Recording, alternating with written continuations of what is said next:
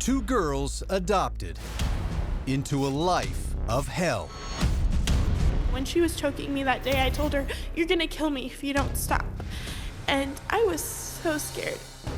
Their stories are similar, but where one girl got out, All right, put your hands behind your back, Mindy. the other, You have a charge of murder in the first degree. she was only 16 years old when emergency services found her. Natalie Finn, wasting away on a linoleum floor next to urine-soaked sheets. She would die soon after from a heart attack brought on by extreme starvation. Authorities learned that under the pretext of being homeschooled, Natalie, along with two of her other siblings, had been locked inside this house. Then, prosecutors say, systematically tortured and starved by their adoptive parents, Nicole and Joseph Finn. Soon after Natalie's death, both parents were arrested and pleaded not guilty to charges of kidnapping, child endangerment, and neglect. And for Nicole Finn, even more. You have a charge of murder in the first degree. Your bond is $1 million cash. The maximum sentence on that charge is life without parole. Sadly, Natalie's story is not an isolated incident. In fact, in another house just a little more than 4 miles away from the West Des Moines, Iowa home where Natalie died, a girl named Malaya Knapp was also suffering. She is one of 9 adopted kids living in what she describes as a house of horrors. Tragically, death is part of Malaya's story too. My sister was hung from her bed overnight, her feet at one end and her hands at the other. And if we tried to help her, we would get beaten too. Malaya never knew Natalie, but claims the two shared the same pain. Malaya, along with 5 of her other siblings, had been adopted, then homeschooled.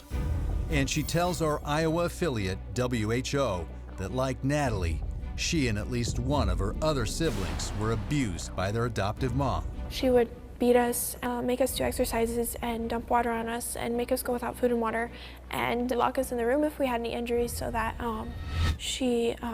we wouldn't be able to tell anybody or do anything about it. Malaya documented the physical abuse as much as possible in photos like these. She changed all of our names and all of our social security numbers so no one really knew where we were, and then made us think that nobody wanted us or that we had anybody to talk to. And in one of the most shocking allegations, Malaya claims her adoptive mother, Mindy, would often force the children to punish each other while she recorded. And that in one documented incident, the others, quote, were instructed to get a confession from their sister. Physical assaults took place to include punching, slapping, and kicking.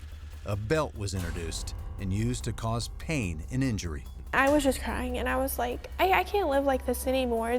I feel like I'm going to die. I feel like I need to get help for me and my siblings. Then one day, Malaya saw her chance. She says she was being forced to exercise in the front yard while Mindy watched on. I wait for her to turn away, and she turns away for a second, and I just get on my bike and I start biking. Straight to the Urbandale police. It came to us first. We went to DHS to collaborate with them on the investigation. Shortly after Malaya's daring escape, Friends or kids beating each other. Mindy Knapp is charged with 2 counts of assault causing bodily injury or mental illness. Well, she's in there. We'll just kick the door in, so. A police body cam was recording the day the arrest was made. All right, put your hands behind your back, Mindy. 590 Metal. Have a seat. Mindy Knapp later pleads guilty and is given a year's probation.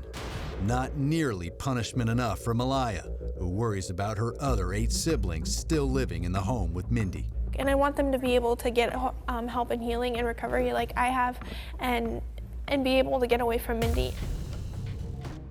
But what did Malaya's adoptive mom have to say about it all?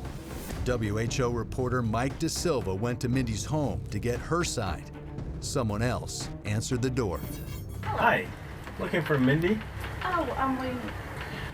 Looking to speak with her. Okay, over what? Allegations that she forced her children to punish each other.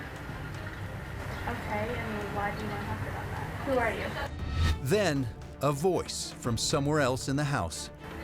She was arrested by the Urbandale Police Department. We're just looking to get her side of the story. We just want to be fair. Now, go! Okay.